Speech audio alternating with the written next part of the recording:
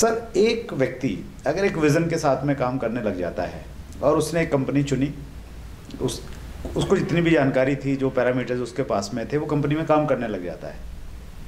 अब जो वो उम्मीद करता है कि मैं 6 महीने में यहाँ तक पहुँचूँगा, 1 साल में यहाँ पहुँच जाऊँगा, 2 साल में वहाँ तक मैं चला जाऊँगा, तो वो वहाँ तक अगर नहीं पहुँच पा रहा है, फील्ड में वो रहता है, दूसरे लोग मिलते हैं, फिर दूसरी कंपनी वाले लोग चूँकि उसको वॉच कर रहे हैं, देख रहे हैं उसकी हालत को, तो उसको कहते हैं कि यार यहाँ कुछ होने जाना नहीं है, तो यहाँ पे आ जा, मेरे वाली गाड़ी में बैठ जा।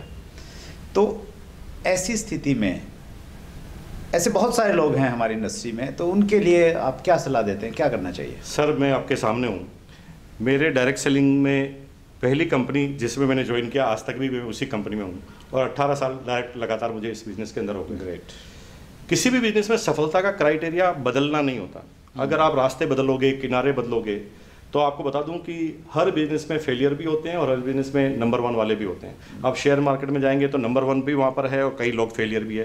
किसी भी बिजनेस में जाओगे, किसी भी सर्विस में जाओगे, फेलियर भी होते हैं और विनर भी होते हैं। इसका मतलब ये नहीं होता कि वो फील्ड खराब है। इसका मतलब ये होता है कि कुछ लोग रास्ते बदल लेते हैं जब थोड़ी सी नाकामयाबी लगती है। आपने बचपन में वो कविता सुनी होगी, लहरों से डर कर नौका पार नहीं होती, कोशिश करने वालों की कभी हार नहीं होती। उसके अंदर एक पंक्ति थी, असफलता एक चुनौती है, स्वीकार करो।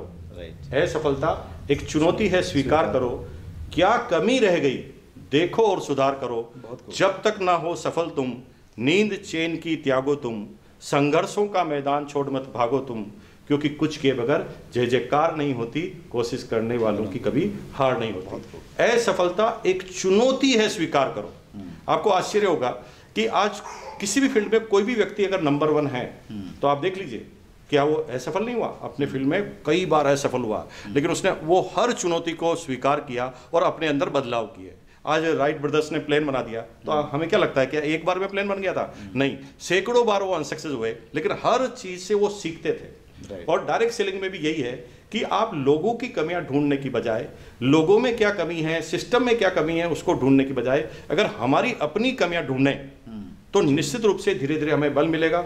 और कभी कभी हम काम करते हैं तो जितना हम सोच रहे हैं उतनी सफलताएं हमें नहीं मिलती, लेकिन उन सफलताओं के पीछे की जो बात है वो है सीखना। अगर हमें किसी व्यक्ति को सफलता मिल रही है और किसी व्यक्ति को नहीं मिल रही है तो सिर्फ नॉलेज का अंतर है, और नॉलेज वक्त के बिताने के साथ मिलेगा, नॉलेज लगातार सीखने की वजह से मिलेगा। Labour under correct knowledge is equal to luck. जितनी आप करेक्ट नॉलेज के साथ लेबर करोगे उतना ही आपका लक चलने वाला। Thank you very much. ये थे मुकेश कोठारी, इंडस्ट्री का एक जाना पहचाना नाम, बहुत बड़ी शख्सियत। और फिर मैं आपसे रिक्वेस्ट करूंगा कि आप हमारे चैनल को सब्सक्राइब कीजिए। अगर आपको पसंद आते हैं आप लाइक कीजिए, कमेंट जरूर कीजिए कि आप किन लोगों को चाहते हैं कि उनसे आप मिलें, उनसे आप कि क्वेश्चन क्या पूछना चाहते हैं वो भी लिख सकते हैं कमेंट्स में जाके, और नाम जरूर लिखें। हम प्रयास करेंगे, आप और हम दोनों मिलके उनको हम लोग इस मंच पे लेके आएंगे, चैट विद सुरेंद्र वत्स में लेके आएंगे।